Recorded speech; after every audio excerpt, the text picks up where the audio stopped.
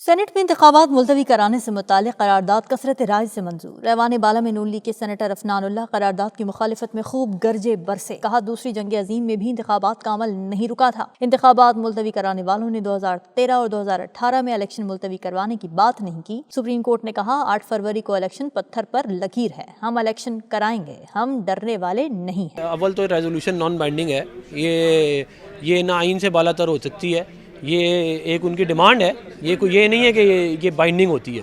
وہ حکومت نے بھی اس کی مخالفت کی ہے، اعلیٰ عدلیہ آلریڈی کہہ چکی ہے 8 فروری کو ہوگا۔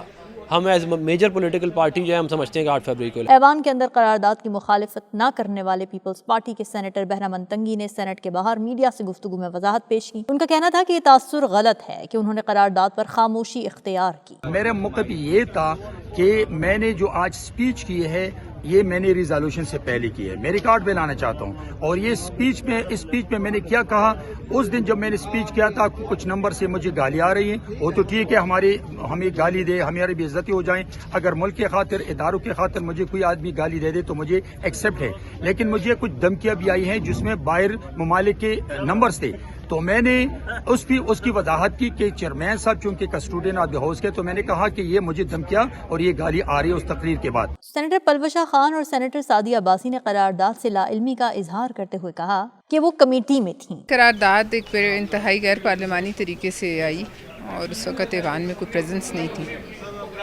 ہم بھی ایک اسٹینڈنگ کمیٹی میں ہی تھے، جب ہمیں پتہ چلا ہم بھاگے، تب تک قرارداد منظور ہو چکی تھی۔ لہٰذا اب یہ ایک انڈیپینڈنٹ ممبر نے موو کی ہے تو میں سمجھتی ہوں اس کی حیثیت اتنی ہونی چاہیے، اس کو پارٹی اس کی انڈورسمنٹ نہیں حاصل۔ وفاقی وزیر مرتضیٰ سولنگی نے بھی قرارداد کی مخالفت کی۔ میڈیا سے گفتگو میں مرتضیٰ سولنگی نے کہا کہ وزیر اعظم یا کابینہ کی طرف سے الیکشن کی تاخیر کے حوالے سے کوئی حکم موجود نہیں تھا۔ الیکشن کی تاریخ دینا یا تبدیل کرنا الیکشن کمیشن کا اختیار ہے، ہم کسی آئینی ادارے کے معاملات میں مداخلت نہیں کر سکتے۔ قرارداد کے اندر جو مسائل بیان کیے گئے ہیں وہ حقیقی مسائل ہیں، تاہم قرارداد میں دلائل دینے کا موقع نہیں ملا۔